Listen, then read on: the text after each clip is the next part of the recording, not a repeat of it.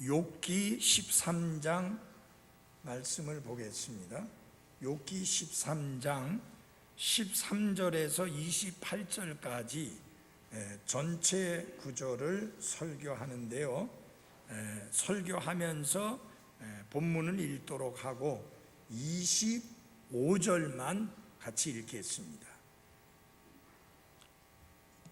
욥기 13장 25절 한 절만 같이 읽도록 하겠습니다. 시작. 주께서 이리저리 흩날리는 낙엽을 부수려 하시나이까? 마른 지푸라기를 뒤쫓으려 하시나이까?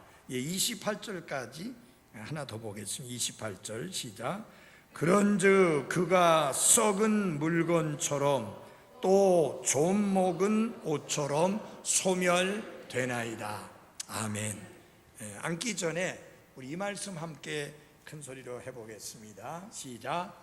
너는 배워서 확신하게 된 것들 안에 거하라. 디모데후서 3장 11절 말씀. 아멘. 이거하고 자꾸만 헷갈리네요. 네. 여러분들 매주마다 성경을 외우시는 분들 보니까 정말 대단하세요. 어떻게 그렇게 잘 외우세요? 저는 지금 이것도 잘 안 외워져 가지고 어려움을 겪고 있는데 부목사님 좀 여기 성경 말씀 두 구절을 통해서 인생이 무엇과 같은가, 그리고 그 인생은 어떻게 마지막을 맞이하게 되는가 하는 내용이 나와 있습니다. 하나는 인간이 무엇과 같으냐, 참 아주 멋진 표현을 썼는데요. 25절에 이리저리 흩날리는 낙엽이라 그렇게 표현했습니다. 그래서 우리 가을이 되면 낙엽이 우수수 떨어지잖아요. 왜 그 떨어지는 낙엽을 보면 왠지 모르게 쓸쓸하고 왠지 모르게 허무하게 느껴지는 이유는 그 낙엽이 바로 우리의 모습을 보여주고 있기 때문입니다. 성경은 이리저리 흩날리는 낙엽과 같다. 이런 그 낙엽 얼마나 잘 부서집니까? 그 다음에 뭐라고 했느냐? 마른 지푸라기라 그랬어요. 그러면 이리저리 흩날리는 낙엽이나 마른 지푸라기나 특징이 있습니다. 그게 무슨 특징을 가지고 있느냐? 잘 탄다는 겁니다. 그래서 여기 소멸된다는 말이 사라지고 없어진다는 말이 아니라 타서 없어진다는, 불타서 없어진다는 그런 뜻입니다. 그러니까 우리의 인생은 그 마지막에 어떠하냐? 불이 타서 없어지는 낙엽과 지푸라기 같은 게 우리의 인생이다 라는 겁니다. 그래서 성경은 인간이 썩은 물건처럼 또는 좀 먹은 옷처럼 소멸된다 그렇게 말씀했습니다. 썩은 물건은 태워 없애버립니다. 좀 먹은 옷은 이리저리 빵꾸가 나 있으니까 못 입으니까 태워 없애버립니다. 우리 모두는 우리의 삶이라는 것이 얼마나 빨리 사라지고 그리고 마치 불에 타서 없어지는 것처럼 우리가 결국은 이 땅에서 사라지게 될 것이라는 사실을 항상 마음판에 새기고 살아야 합니다.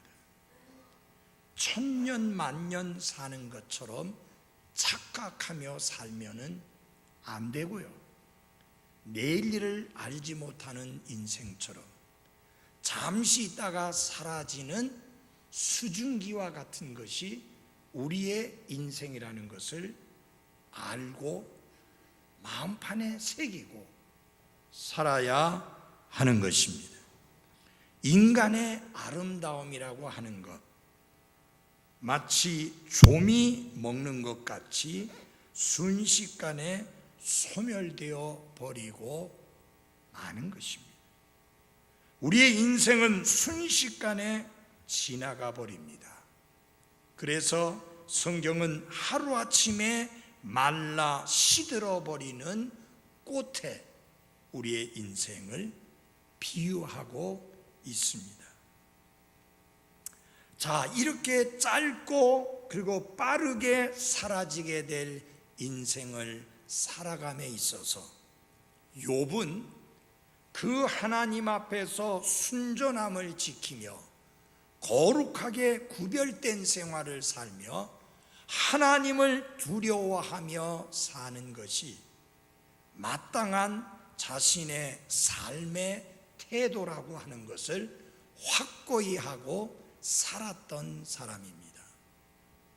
그런데 갑작스럽게 모든 재산을 다 잃어버리고 갑작스럽게 모든 아이들을 다 잃어버리고 갑작스럽게 자신의 건강을 다 잃어버린 상태에서 정말 엎친 데 덮친 격으로 위로차 온 친구들은 욥을 정죄하고 저주하면서 너는 위선자요, 너는 사기꾼이요, 너는 거짓말이요, 사악한 자이니 하나님 앞에 빨리 회개하고 용서를 구해서 그나마 목숨이라도 건지라고 밀어붙이는 바람에 너무너무 고통을 당하는 상황이 바로 욥이 처한 상황입니다. 여러분이 힘들고 어려울 때에 친구랍시고 찾아왔는데 위로하고 격려하기는커녕 여러분을 정죄하고 저주한다면 얼마나 힘들겠습니까? 얼마나 고통스럽겠습니까? 그래서 욥은 이렇게 말합니다. 13절을 같이 봐주시기 바랍니다. 잠잠하고 나를 내버려 두어 내가 말하게 하라. 무슨 일이 닥치든지 내가 당하리라. 제발 좀 입 좀 다물고 있어라. 내가 무슨 일을 당하든지 내가 당할 테니까 너희들은 제발 좀 입 좀 다물고 있어라. 그렇게 강력하게 이야기합니다. 그러면서 17절에 이렇게 말합니다. 내 말을 부지런히 들으며 내가 선포하는 것을 너희 귀로 들으라. 그렇게 이야기합니다. 그러니까 지금 나를 위로한다고 하는 말 한마디 한마디가 오히려 내게 상처를 줄 뿐이요, 마치 상처난 곳에 식초를 뿌리는 것 같은 말들만 내뱉고 있으니 제발 좀 입 좀 다물고 잠잠히 있어라. 대신 내가 하는 말을 듣고 내가 하는 말에 귀를 기울여 경청하라 라고 요구합니다. 자기를 내버려 두고 자기가 무슨 말을 하는지 그 말을 제발 좀 끊지 말고 성심껏 귀를 기울여 들어달라고 그렇게 간청을 합니다. 근데 이게 지금 처음 하는 간청이 아니에요. 친구들에게 이런 부탁을 하는 게 이게 처음이 아니에요. 13장에서만 벌써 세 번째 그 말을 하고 있습니다. 한번 보시겠습니다. 6절을 보시기 바랍니다. 6절. 이제 내 변론을 들으며 내 입술의 항변을 뭐 하라고요? 들어보라. 제발 좀 내 말 좀 들어보라. 그 다음에 13절입니다. 잠잠하고 나를 내버려 두어 내가 말하게 하라. 그러니까 내가 말하게 하라는 말은 내가 말할 때 내 말을 들으라. 말하려고 하지 말고 오히려 내가 하는 말을 들으라. 그런 뜻입니다. 그리고 17절에 조금 전에 읽어드린 대로 내 말을 부지런히 들으며 내가 선포하는 것을 너희 귀로 들으라. 여러분, 혹시 힘들고 어려운 분들, 고난을 당하거나 시련을 당하거나 역경에 처해서 말할 수 없이 고통을 당하는 분들이 있거든. 그분 앞에 가서 왜 고통을 당하는지, 왜 고난이 있는지, 왜 시련이 있는지를 설명하려고 그렇게 애쓰지 마십시오. 그들에게 필요한 것은 왜 고난이 있는지 설명을 듣는 게 아니라 그의 아픔과 그의 슬픔과 그의 고통에 대하여 들어줄 사람들이 필요한 겁니다. 그래서 여러분, 고난당하는 자 앞에서는 어떻게 하라? 말을 조심해야 됩니다. 말을 삼가해야 됩니다. 오히려 말하기보다는 어떻게 하려고 해야 되느냐? 들으려고 해야 합니다. 들어주는 자가 되어야 합니다. 여러분 잘 아시잖아요. 이 시대가 자기가 하고 싶은 말을 하는 데는 굉장히 바쁘고 신속하게 말을 하는데 다른 사람이 하는 말을 듣는 데는 더디고 관심이 없는 것이 이 시대의 특징입니다. 그래서 사람들은 자기의 말을 들어줄 사람들을 너무너무 필요한 가운데 있습니다. 한 번은 그 한 성도가 목사님께 찾아와서 상담을 하고 싶다고 해서 사무실에 들어오라고 했어요. 들어와 앉았는데 계속 이야기를 하더니 한 1시간가량 이야기를 하더니 목사님 고맙습니다, 다 해결됐습니다 하고 일어나서 나가는 거예요. 목사님 한마디 말도 못했어요. 근데 다 해결됐대요. 고맙대요.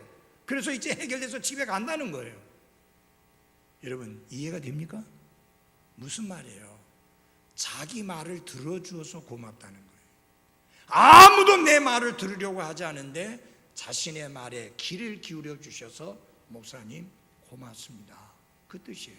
그리고 그렇게 들어준 그것만으로 문제가 해결되고 마음이 시원하게 풀어졌다고 하는 것입니다. 그만큼 들어주는 게 중요해요. 어떤 분들에게, 고통당하는 사람들에게. 그럼 지금 욥에게는 욥의 이야기를 들어줄 사람이 필요했는데 이 사람들은 전혀 들으려고 하지 않고 계속 말을 하면서 욥을 정죄하고 욥에 대하여 판단만 하려고 했던 것을 볼 수 있습니다. 사실상 욥이 3번이나 내 말을 들으라고 하는 말을 반복한 것은 그들이 욥의 말을 듣지 않았을 뿐만 아니라 욥이 설사 한마디 말을 한다 할지라도 저 욥의 말에 대하여 우리가 무슨 말로 공격할 것이냐, 그것만 생각하고 있었던 사람들인 것을 쉽게 알 수 있습니다. 그래서 욥은 너무 답답한 나머지 제발 좀 내 말 좀 들어라. 너희들이 말하는 대로 내가 죄악을 지었고 사악하게 행했고 악을 행했고 위선자고 거짓말을 하고 사기꾼이라 하자. 내가 다 당할 테니까, 내가 다 그런 거 당할 테니까 제발 내 말을 좀 들어줘라. 오죽하면 그렇게 이야기하겠습니까? 이 사람들 친구 맞아요? 친구는 이렇게 하는 게 아니에요. 친구는 아픔을 이해해주고 그의 아픈 내용을 들어주고 그 아픔이 치유될 수 있도록 기도해주고 위로해주는 게 친구의 하는 일이지, 그가 왜 고통당하는지를 해석하고 정죄하고 판단하는 것은 친구나 위로하는 자가 해야 할 일이 아닙니다. 자, 여기 욥은 특별히 이 긴 절의 말씀 속에서 인생을 말하면서 지푸라기 같은 인생이다, 그렇게 말을 합니다. 그러면서 거기 뒤에 한마디를 붙였는데 뭐라고 말을 하느냐 하면은, 하나님께서 왜 마른 지푸라기 같은 마른 지푸라기를 뒤쫓으려 하시나이까? 라고 하나님께 질문합니다. 그래서 저는 오늘 이 저녁에 이렇게 했습니다. 마른 지푸라기를 뒤쫓으시는 누구? 하나님. 여러분, 우리가 마른 지푸라기 같은 인간인데 가치가 있어요, 없어요? 아무 가치가 없어요. 이런 정말 무가치한 인생을 뒤쫓으시는 하나님, 공격하시고 혼내고 우리를 힘들게 하고 우리를 괴롭게 하기 위해서 뒤쫓으시는 것이 아니라 우리의 삶을 살피시고 보살피시기 위해서 뒤쫓으시는 하나님이신데, 그 하나님에 대하여 잠깐 생각해 보고자 합니다. 자, 마른 지푸라기 같은 인생, 우리는 어떻게 살아야 할까요? 여기 나와 있는 대로 썩은 물건과 같은 인생, 존목은 옷처럼 소멸될 인생, 어떻게 살아야 할까요? 첫 번째, 하나님 앞에서 살아가십시오. 중요한 거예요. 어떻게? 누구 앞에서? 하나님 앞에서 살아가라. 그리고 그 하나님 앞에서 살아간다는 말은 무슨 말이냐? 전적으로 하나님만 신뢰하며 살아가는 것을 말합니다. 15절입니다. 이 말씀 지난주에도 설교했습니다. 15절 같이 읽어보도록 하겠습니다. 시작. 그분께서 나를 죽이실지라도 나는 그분을 신뢰할 것이요 오직 나는 그분 앞에서 내 자신의 길들을 유지하리라. 이것은 하나님께 대한 욥의 놀라운 신앙을 고백한 것이며, 그가 하나님께 대하여 얼마나 놀라운 신앙을 가지고 있는가를 입증한 말씀입니다. 그는 도대체 하나님을 이해할 수가 없었습니다. 왜 나에게 이런 시련을 주시는지, 왜 나에게 이런 고통을 주시는지, 왜 나에게 이런 아픔을 주시는지, 왜 나에게 이런 재앙을 주시는지 도저히 이해할 수가 없었습니다. 그럼에도 불구하고 그는 뭐라고 고백합니까? 나는 하나님의 능력과 지혜를 믿고 하나님을 전적으로 신뢰할 것입니다 라고 고백합니다.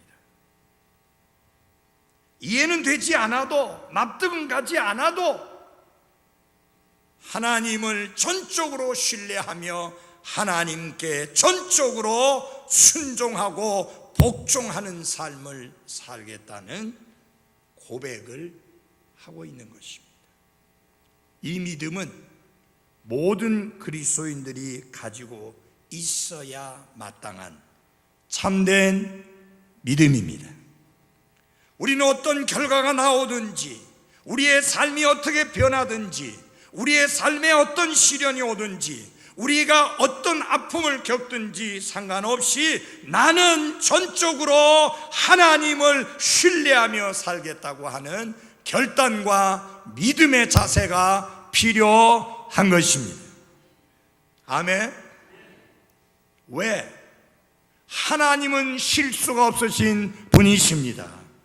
하나님은 믿을 만한 분이십니다. 그러므로 하나님은 반드시 나의 유익을 위하여 일하시는 게 분명하며 그 모든 것들이 합력하여 선을 이룰 것을 우리는 확신할 수 있습니다. 그래서 욥은 이렇게 말합니다. 부적절한 시기에 내가 하나님께 나아감으로 인하여 혹시 하나님이 나를 죽이실지라도 나의 이 억울함을, 변호해 주실 그 하나님을 나는 전적으로 신뢰할 것이라고 고백을 합니다.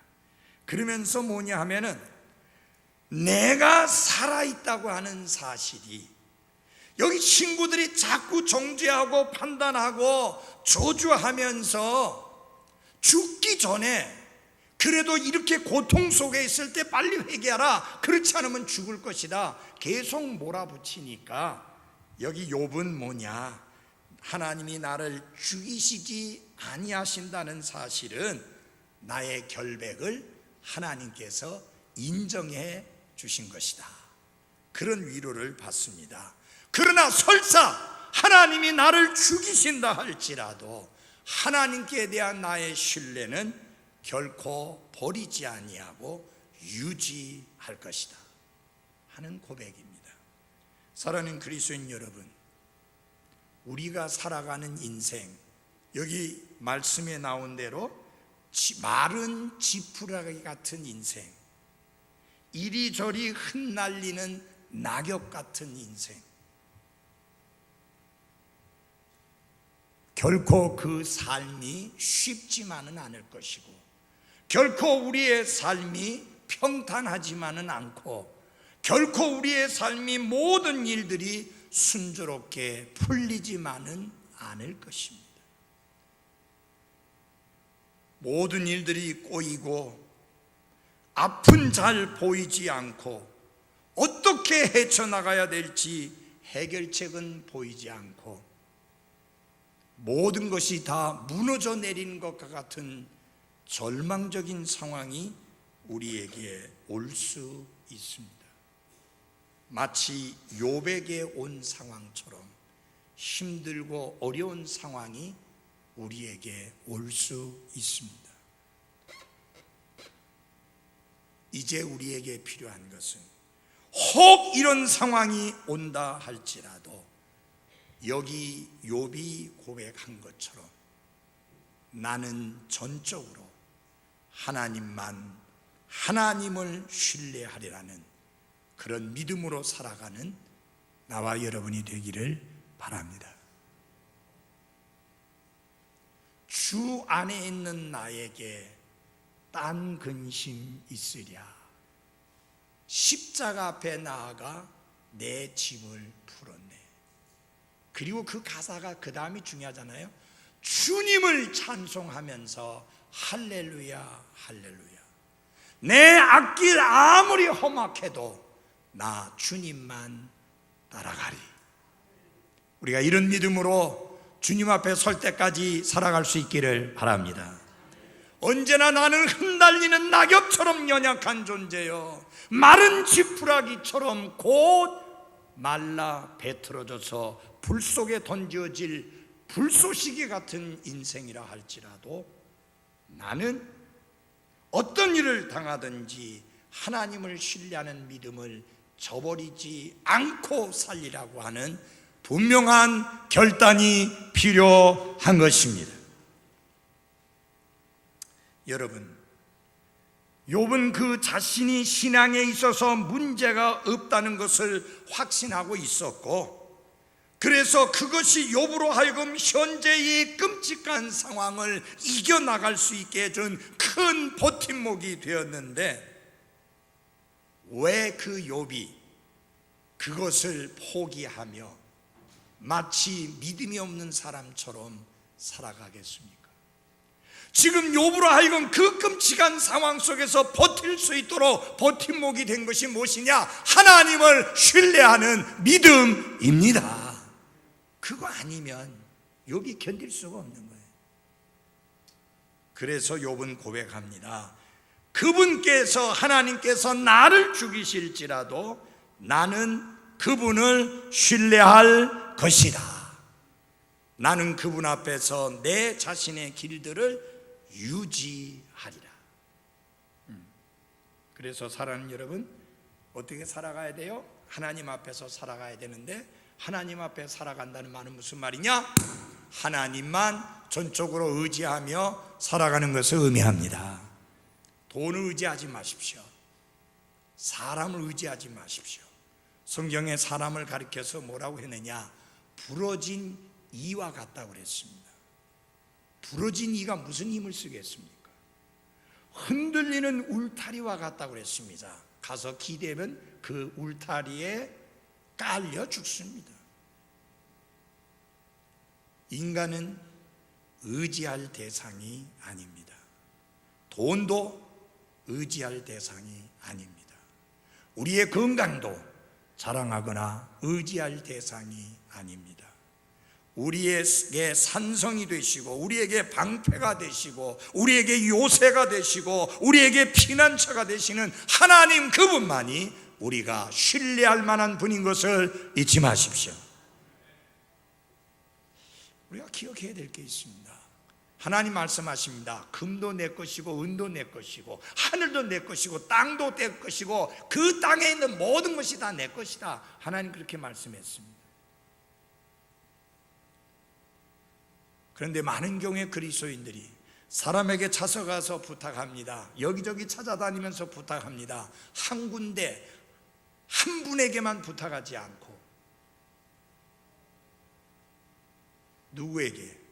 하나님께만 부탁하지 않고 다른 모든 수단을 다 동원합니다. 여러분, 시편 기자가 뭐라고 고백합니까? 나의 도움이 어디서 오나? 나의 도움은 하늘과 땅을 지으신 하나님께로소이다. 우리의 도움이 하나님께로부터 오는 것을 기억하십시오. 그러므로 중요한 것은 뭐냐? 그 하나님의 도우심을 구하는 기도입니다. 무엇을 시작하든지 새롭게 시작하려고 할 때 무엇보다도 많이 해야 되는 게 연구하는 게 아니고 생각하는 게 아니고 기도하는 것이다. 그래서 하나님의 지혜를 구하고 하나님의 도우심을 구하고 하나님의 인도하심을 구하는 것이 제일 우선이다 라고 하는 겁니다. 그래서 하나님 앞에서 살아가는 삶은 뭐냐? 하나님을 전적으로 신뢰하며 살아가는 삶이다. 두 번째로 하나님께 인정받기를 힘쓰는 삶이다. 여러분, 여기 18절 같이 좀 읽어보겠습니다. 18절. 지금은 잠이 좀 올 시간인가요? 벌써? 아닌 것 같은데. 아직은 아니죠? 아무리 연세 드신 분들 일찍 주무신다 할지라도 지금은 아닌 것 같은데. 그래도 뉴스는 보고 주무셔야 되잖아. 9시는 지나야 되니까 우리 정신 좀 차립시다. 18절 같이 읽어보겠습니다. 시작. 이제 보라, 내가 내 사정을 정리하여 제시하였은즉 내가 의롭게 될 줄 아노라. 이게 무슨 말이냐면요, 사실 16절과 연관해서 이런 말을 하는 겁니다. 그분께서 또한 나의 구원이 되시리니 위선자는 그분 앞에 나오지 못하리라. 그러니까 자기가 하나님께 나아가서 모든 형편을 다 말씀드리고 하나님의 은혜와 구원과 도우심을 구한다고 하는 것은 적어도 나는 위선자가 아니라는 것이에요. 왜? 위선자는 감히 하나님께 나아가지 못하는데 내가 하나님께 나아간다고 하고 그 하나님께 모든 것을 제시하고 모든 것을 말씀드린다는 것은 적어도 나는 위선자가 아니다, 그런 의미예요. 그래서 하나님 앞에 나아가서 기꺼이 자신을 변론하겠다고 하는 욥의 각오는 적어도 너희들이 떠들고 정죄하는 것처럼 내가 하나님 앞에서 그렇게 사악한 자가 아니라는 사실을 드러내 보이는 것입니다. 그러면서 이 내용을 이렇게 쭉 읽어보시게 되면요, 어떤 거냐면 만약 너희들이 기소한 것처럼 너희들이 고소하는 것처럼 내가 그렇게 유죄 판결을 받아야 될 사악한 자라고 하면은 내가 깨끗이 수치감과 침묵 속에서 죽을 준비가 되어 있다.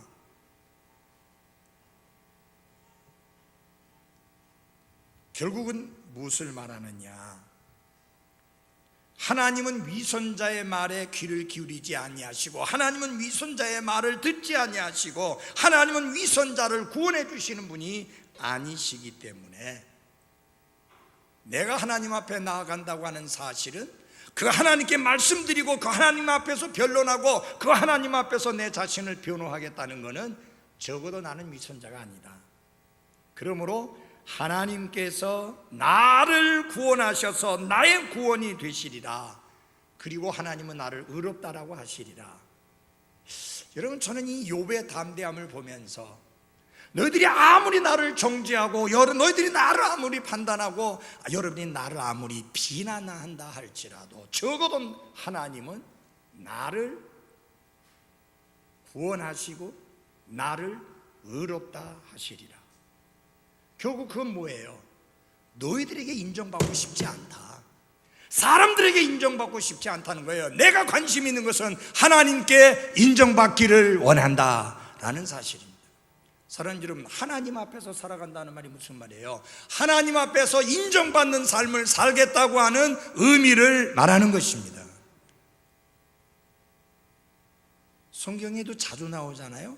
사람에게 하듯 하지 말고 주님께 하듯 하라. 그 사람에게 하듯 하는 것이 뭐냐? 아이 서비스예요.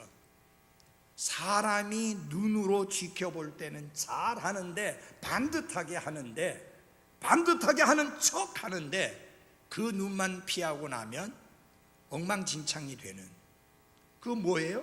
사람에게 인정받고 싶은 거예요. 하나님 앞에서 살아간다고 하는 삶은 무엇을 말하느냐? 사람 앞에 인정받기를 힘쓰는 삶이 아니라 하나님 앞에 인정받기를 힘쓰는 삶을 말합니다. 여러분,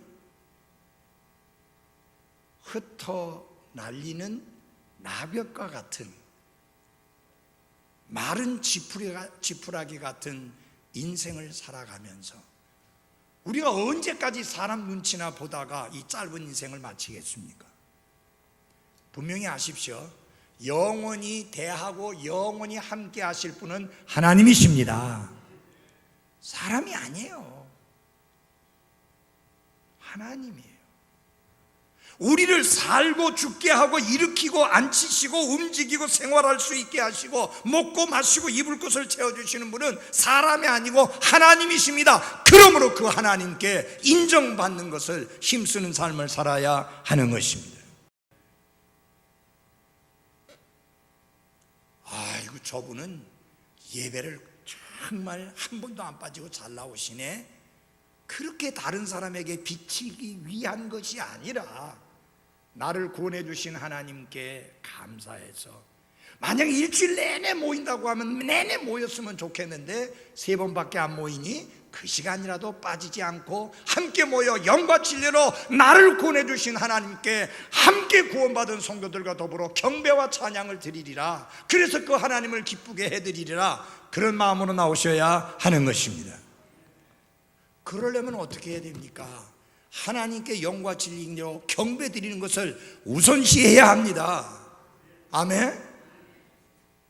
어떻게 주일날 일할 직장을 찾습니까? 왜 그런 것을 부담 없이 그대로 그냥 합니까? 그거 하나님께 인정받으려는 신앙생활의 모습은 아니잖아요. 대전에 있는 한 자매가 있습니다. 구원받은 확신을 가진 것도 얼마 안 되고요, 오래 안 됐어요. 몇 년 안 된 자매예요. 신앙도 어린 자매예요. 근데 그 자매가 주일날 성도들과 함께 경배를 드리기 위해서 계속해서 지금 한 푼이 아쉽고 돈 벌지 않으면 살기 어려운 상황인데도 그런 직장을 찾기 위해서 계속 힘쓰는 거예요. 오늘 면접 봤다고 하는데 그 면접본 거기가 어디겠어요? 주일날 함께 경배 드리는데 장애받지 않는 거. 이제 얼마 신앙 구원받은 지 얼마 안 된 자매도 하나님께 인정받는 삶을 살려고, 하나님이 기뻐 받으실 만한 삶을 살려고 그렇게 힘쓰고 있는데, 구원받은 지 오래된 사람이 쉽게 그렇게 결단을 한다면 이거 문제가 있는 거 아니냐 하는 겁니다. 확실하게 말씀드립니다. 하나님 앞에서 살라고 하는 건 무슨 뜻이냐? 전적으로 하나님을 신뢰하는 삶을 살아라. 그걸 말하는 것이고, 그 다음에 하나님께 인정받는 삶을 살아라. 여러분 잘 기억하세요.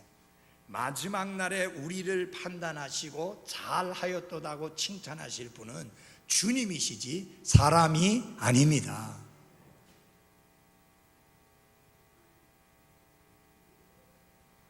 이 사람에게 인정받으려고 하니까요, 막 기준도 다 내던지고 자신이 스스로 가르쳐 왔던 것도 그냥 완전히 무시하는 발언을 하고 끔찍한 거예요. 어떤 분이 킹 제임스 성경이 하나님이 섭리로 보존해 주신 성경이라고 그렇게 수도 없이 가르쳤고 어마어마하게 많이 가르쳤고, 많은 분들이 그 글을 읽고 그 가르침을 듣고 섭리로 보존해 주신 성경이 킹 제임스 성경이라는 것을 확신하게 되었는데, 정작 본인은 뭐라고 말하느냐? 성경 중에서 제일 잘 번역된 성경이고 다른 성경도 전혀 문제가 없다라고 말을 해버리니 이거 뭐예요? 왜 그러느냐? 왜 그 말을 해요? 공격하는 말을 듣고 싶지 않아서. 그래서 우리도 주류 교단의 사람들하고 차이가 없는 사람들이라고 인정받고 싶어서, 사람들이 이단이라는 공격의 말하는 것을 듣고 싶지 않아서 그렇게 바꾸는 거예요. 여러분 잘 들어주십시오. 처음에 이 근본주의 독립침례교회인 성서침례교회가 1956년도에 선교를 시작했을 때 제일 많이 들었던 이야기가 무슨 말이냐? 이단이라는 말입니다. 근데 우리는 그때 기뻐했습니다.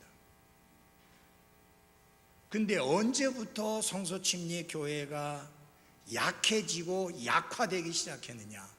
이단이라는 소리를 듣기를 거부하고 다른 교회들하고 비슷한 모습을 갖추려고 하면서 도리어 약화되고, 그리고 성장이 멈춰버리고 퇴보하게 됐습니다. 여러분, 예수님은 이단의 우두머리라는 말을 들었습니다. 아니, 예수님이 이단의 우두머리라는 소리를 들었는데 우리가 사람들로부터 이단이라는 소리 듣는 걸 뭐 그렇게 두려워합니까? 하나님이 우리 보고 이단이라고 하는 말씀을 안 하시면 됩니다. 맞아요? 네. 그래서 하나님 앞에서 산다는 게 뭐냐?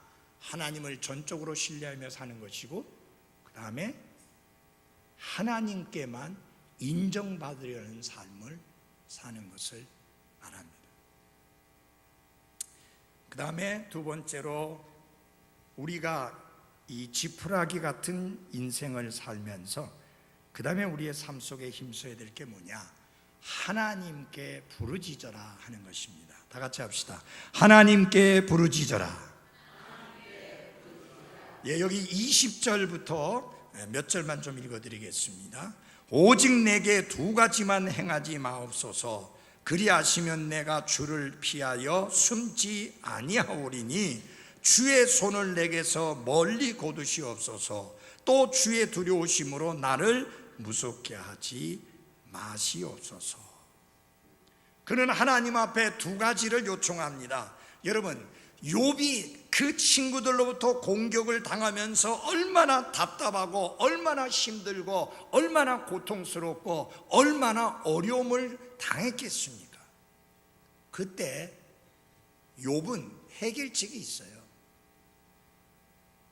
그건 무엇이냐? 하나님께 부르짖는 거예요.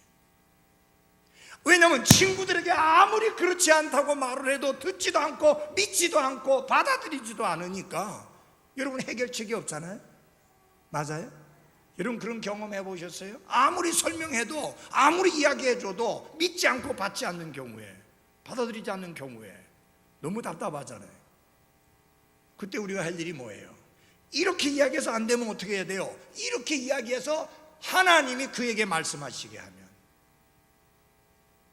여러분, 이렇게 이야기해서 안 통하거든 하나님께 말씀드리셔서 하나님이 그에게 말씀하시게 하고 하나님이 그를 변화시키게 하십시오.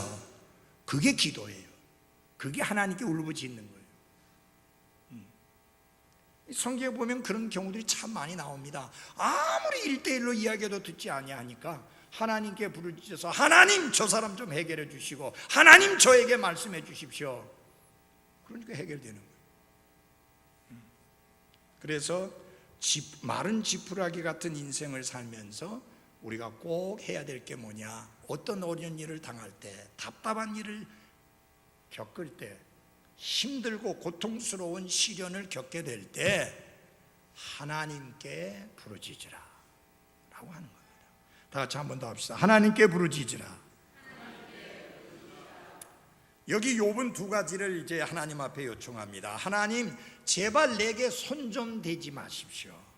그 말은 무슨 말이냐면은 지금 하나님이 손을 대셔서 그가 고통을 당하고 있고 자신이 가지고 있는 모든 것을 다 잃어버렸는데 하나님, 이제는 내게서 손을 거두어 주십시오. 너무 고통스러우니까 이제 그만 하나님의 손을 거두어 주십시오. 그는 자신이 당하는 시련을 뭐라고 표현했습니까? 하나님의 손길이라고 표현했습니다. 재수가 없어서, 운이 나빠서 이런 일을 당하는 게 아니라 하나님이 손을 대셔서 이런 고통을 당한다. 그러니 하나님 좀 손을 거두어 주십시오. 이 말 속에는요, 모든 문제 해결이 하나님께 있으니 하나님이 처리해 달라는 그런 의미가 담겨 있습니다.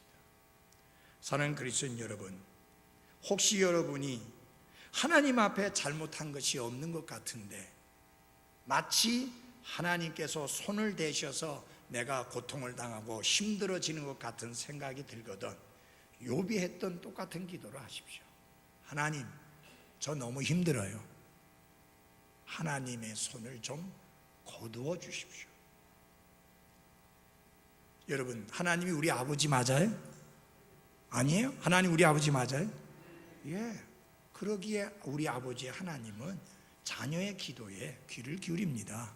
걱정하지 마시고 구하십시오. 두 번째로 그는 이렇게 기도합니다. 하나님의 두려우심으로 나를 무섭게 하지 마소서. 자신에게서 두려움을 사라지게 해달라고 기도합니다. 인생에서 결코 우리가 독립되어 상관없이 살아갈 수 없는 게 하나 있습니다. 그 중에 하나가 뭐냐면 두려움이라는 겁니다.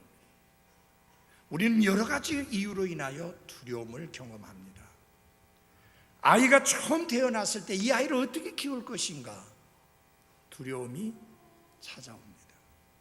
그 아이가 커가면서 학교 보내게 되면 이 아이가 학교 가서 혹시 왕따 당하지는 않을까 봐 또 두려움이 몰려옵니다. 이 아이가 이제 중요한 입시를 치러야 될 때에 과연 그 입시를 잘 치러내고 원하는 학교에 들어갈 수 있을지 또 두려움이 밀려옵니다.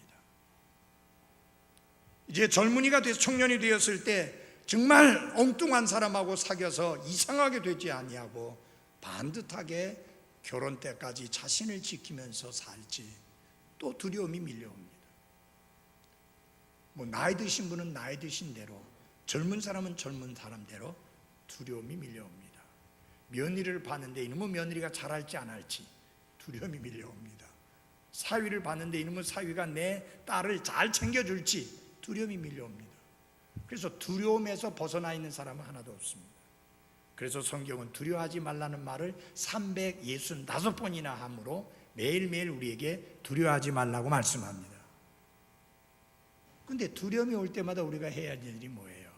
하나님, 저를 두려움에서 건져 주십시오 라고 기도하는 것입니다. 욥은 이제 그렇게 기도를 합니다. 이제 결론적으로 여러분에게 말씀을 드린다면 바로 이것입니다. 모든 문제를 하나님과 함께 풀려고 하라 라고 하는 것입니다. 궁금합니까? 하나님 나에게 말씀해 주십시오. 좀 속 시원히 나에게 말씀을 해 주십시오. 그래서 하나님이 말씀해 주시도록 그분의 지혜를 구하고 그분의 인도하심을 구하고 그분의 도움을 구하는 삶을 살아야 할 것입니다. 저는요, 이 마른 지푸라기 같은 우리를 도우시는 하나님의 은혜를 생각할 때 너무 감사합니다. 여러분, 때때로 이해할 수 없는 일들이 일어납니다. 자, 베다니에 나사로라는 사람이 있었던 거 기억하죠? 그의 누이들이 마르다와 마리아입니다. 근데 나사로가 병이 들었습니다. 예수님은 자주 이 집을 들렸기 때문에 나사로와 아주 가까웠었는데 그 소식을 전해들은 예수님이 또 바로 그쪽으로 가지 아니하고 또 다른 일을 하려고 하니까 사람들이 아니 예수님 나사로가 병들었다고 소식 듣지 않았습니까? 하니까 예수님 뭐라 하냐면 그거 죽을 병 아니다. 신경 쓰지 마. 그런데 문제는 그 나사로가 죽었어요. 죽을 병 아니라는데 그 나사로가 죽었어요. 이 어찌된 일이에요?